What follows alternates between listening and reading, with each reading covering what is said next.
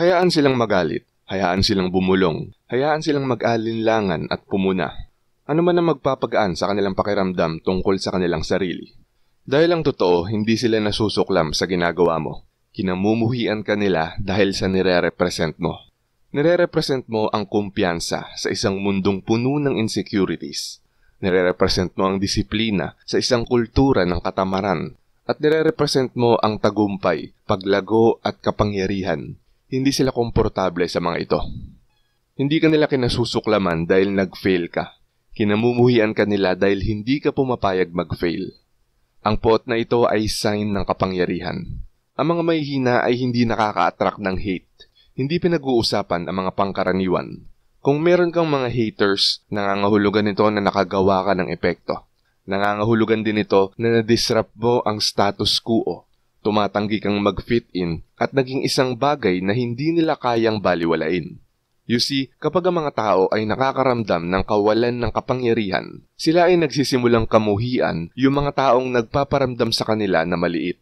Ang iyong ambisyon ay nagpaparamdam sa kanila na sila ay stagnant. Pinipilit sila ng iyong tagumpay na harapin ang sarili nilang mga excuses.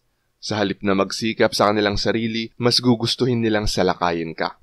Hayaan mo sila. Bawat insulto, bawat pagdududa, bawat pangungutya, ito ay patunay na nauuna ka. Ang mga haters ay mga secret admirer.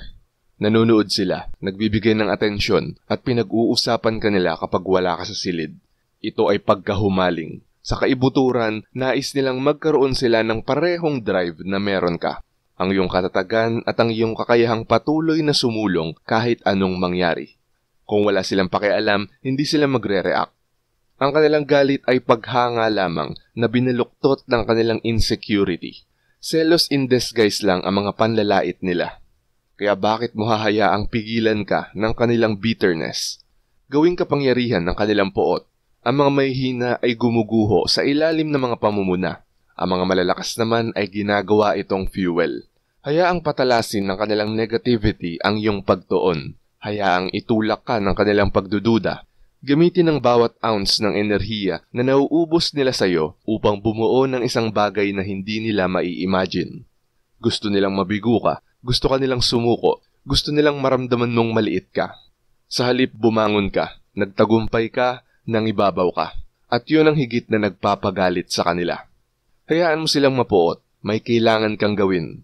Hayaan silang manood, hayaan silang magbulong-bulungan, hayaan silang maliitin ka. Hindi binabayaran ng kanilang mga opinyon ang iyong mga bayarin. Ang kanilang mga salita ay hindi humuhubog sa iyong kinabukasan. Ang kanilang negativity ay hindi nagtataglay ng fraction ng kapangyarihan na meron ang iyong pananaw, ang iyong disiplina at ang iyong hindi mapigilang pag-iisip. Kinamumuhian ka nila? Good. Ibig sabihin, panalo ka.